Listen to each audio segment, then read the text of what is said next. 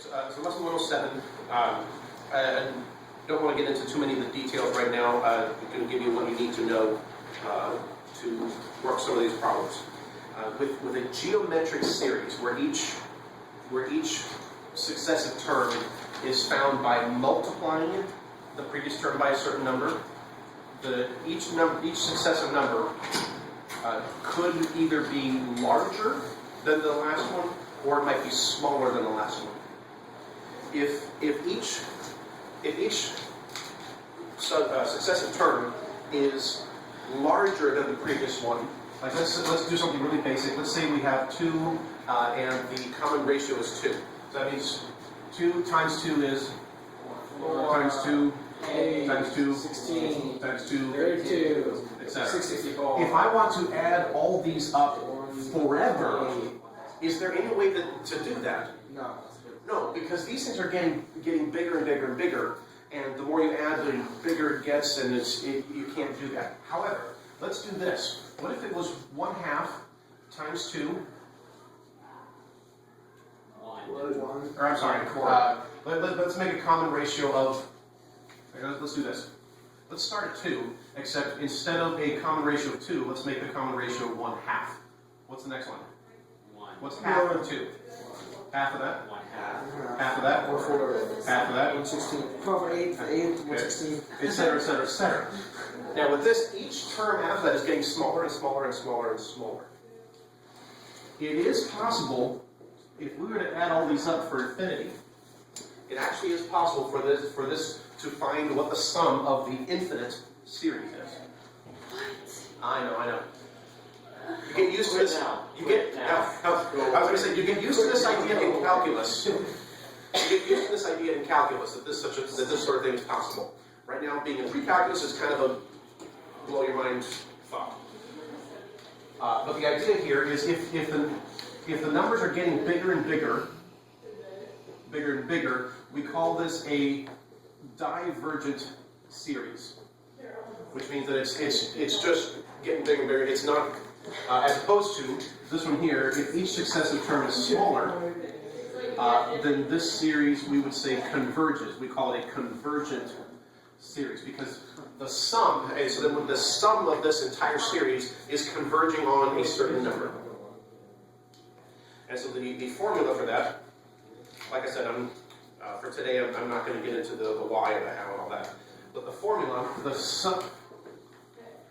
By the way, so I'm about to give you the formula for the sum of the infinite geometric series. With just what I've had written so far, what's different about what you already have in the formula sheet? There's no n here.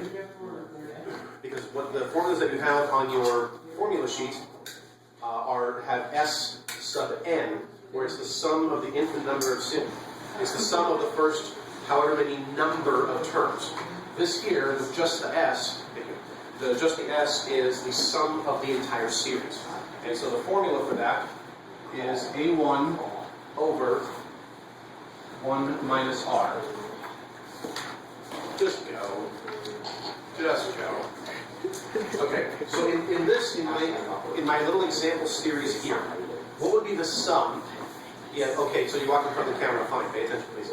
So in this example here, what was, how would I find the sum of this entire series? You're going to plug in some numbers. I want the sum of this whole series. You could keep adding them together until they seem to be going to a certain point and then just say yes. Yes, or we could take advantage of the formula that I just gave you. Oh, I see. So it's... Well, you could write the infinity number. 0 over 1/2. So A1 goes on top.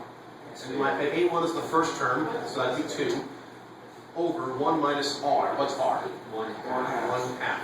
So whatever this comes out to is going to be the sum of this entire series. So 4. 4. What? Except it would never reach 4. How does that make sense, though? It would never Here. reach It would 4. never reach 4. Okay, let's do this. Let's think of something that goes from 0 to 4. We start with 2, so we've come halfway. Then we add to that 1, which is half of this distance. Yeah, but we're going down. And then we're adding half. half, which is half of that distance. And then we're adding a fourth, which is half of that distance. And then we're adding an eighth, which is half of that distance. And then we're adding half of that, and we're getting closer and closer and closer, adding it each time we go. And so we are approaching 4. So you never reach it. We get like 15. It's 3.9. Yes, you do. You just get really, really close. When you add all of these up, right? When you, on your calculator, add the infinite number of numbers, and when you get to the end of this infinite series and you hit enter, you will get 4. The end of infinity. That's we're not a concept, so we can't. Like I said, End of infinity. you are in pre-calculus right now.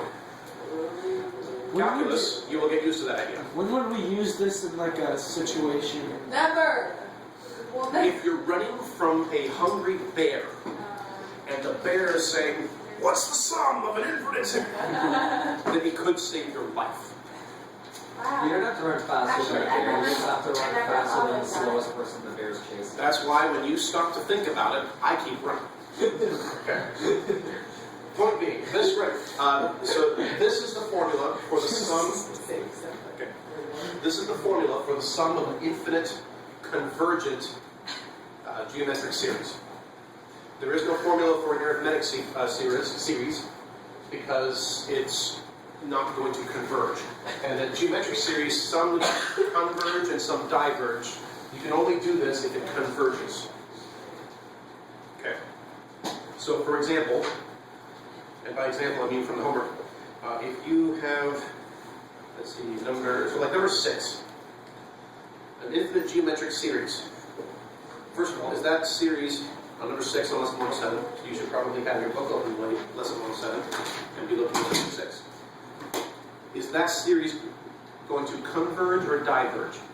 Going to converge. So it is possible to find the sum of that series. Here's your formula. What's your first term? 4. What's your ratio? 1/3. There you go. That's the answer. So 4 over 2/3. You can figure it out from there. Yeah. No. And was there another? 4 over. Oh, here we go. Oh, yeah. Number 7. You can do number 7 also. I just really confused how a hair can run 208 miles an hour. that's not the part that confuses No, how far? 240 miles an Oh, 4 miles in a minute. hour. Yeah, it That's- runs that's- 200, that's 240 miles an That's hour. a fast hair. No wonder the tourists couldn't catch up. So the answer's 2/3. Okay. So that's how. Anyway, like I said, bottom line, this is the sum of infinite convergent geometric series. Write it down on the formula sheet, and thus endeth the brief version of lesson 107.